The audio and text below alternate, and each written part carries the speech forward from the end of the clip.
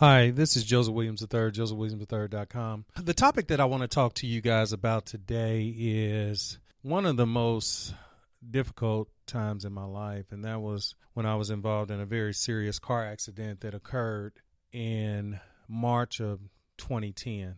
Actually, it occurred on March 9th of 2010, and what actually happened was I was in a car with my supervisor, who was the assistant superintendent for the school system that I worked in, and we were actually on our way to an in-service that was in another city. And so we had it was actually around lunchtime when we left the school. We went to a place to eat. It was called the Airport Restaurant. After we left the restaurant, Mr. Brown, who was the assistant superintendent, mentioned that he was feeling kind of tired and whatnot. And I even asked him, even though it was his vehicle, I asked him if he wanted me to actually drive. And he said no. He said, "Joseph, I'm good." He said, we'll get there. I'm just a little tired, but, I'm not really sleepy or anything like that, so we'll be fine. So I didn't think much about it. We got in the car. We were on our way there. We were actually coming to an intersection where we were required to stop, and the cars that were coming the opposite way didn't have to stop. And so we were coming up to this intersection. We were supposed to stop. I noticed the red dump truck that was coming from our left toward us, or actually coming down the road as we were coming to this cross section. And I didn't think much about it because obviously we were supposed to stop. But for whatever reason, Mr. Brown did not stop. And he actually went through the stop sign. And then when I kind of screamed out to him, "Mr. Brown, what are you doing?" that's when he actually stopped. And so then we were just basically sitting ducks, waiting for this truck to actually smash into the car. And so my last memory of that incident was both Mr. Brown, and I might mention too that Mr. Brown never responded when I kind of screamed out at him. And my last memory was we were both looking at this truck.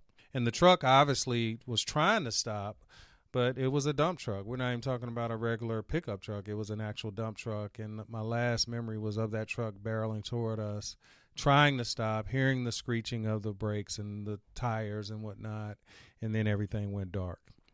And so all I can tell you is that when I really thought that my life was over, and my life flashed before my eyes at that point. And there were so many things that were going through my mind. This was on March 9th, 2010. My wife was pregnant with our son at the time, and she was due to have him sometime in March at any moment. And all I could think about was my son was not going to be able to ever meet his father or have me in his life. And so, again, like I said, your life, just when you're in that kind of situation, your life really, truly does flash before your eyes. And so everything went dark when I came to. The car smashed into us from Mr. Brown's side, causing him to basically fly into me, which knocked me out. And I know this not because I actually remember that happening, but when I got to the hospital, the whole left side of my face was swollen. So, and the only thing that could have happened was him, being slammed into me. But anyway, when I woke up, it was quite obvious that Mr. Brown did not make it, and it was really, really tough. It was really tough because I had such conflicting emotions when that happened. Obviously, I was very, very sad for Mr. Brown and knew that, he probably was not going to make it through that accident. But also I knew that if he did make it, it would be really, really tough because, it was bad. It was bad. And so I was also, that was the one emotion I had. I was just really, really sad for Mr. Brown and his loss of life, because he was a true mentor to me and was somebody that I knew, somebody that I liked, somebody that I trusted and respected.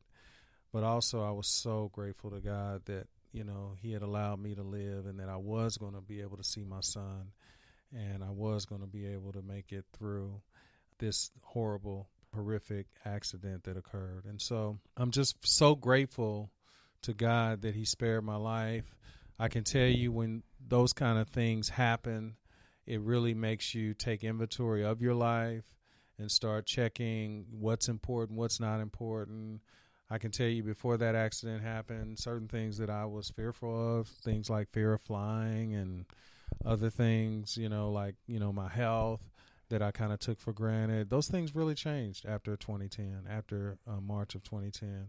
I realized that, no matter how much I might be trying to dodge certain things that I might be afraid of, at the end of the day, truly God is in control, and you have no control over your life. You just need to live your life, because when it is your time, it is your time. Mr. Brown did not wake up on March 9, 2010 and say, today is a good day to die. But that's what happened, and it really taught me a very valuable lesson. And so what I've done is I've really tried to live my life for today. And that's my message to you if you're listening to this podcast is Carpe Diem. Carpe Diem stands for seize the day, because you can't change what happened yesterday, and you have no promise for tomorrow. Mr. Brown's life ended on March 9th, 2010. And there were no tomorrows. So even if he was thinking about something past March 9th, 2010, that was never going to happen, because tomorrow is not promised to any of us. And I very well could have lost my life on March 9th, 2010. So again, I'm just grateful to God. I know God has a plan for me. My son is 6 years of age as of this podcast, and I also have a daughter now who would have never been born if I had been killed in that accident. She's 3 years old as I have this podcast, and I'm so grateful to God that he allowed me to make it through this accident so that A, I could see my son born, and B, continue to live life and eventually welcome a daughter into this world as well. So again, seize the day. Thank God for everything that he's done for you in your life. Never take anything for granted. Live for today. Don't worry about yesterday. Don't fret about tomorrow. Just make today the best day that you can make it. God bless. Have a great day. Take care.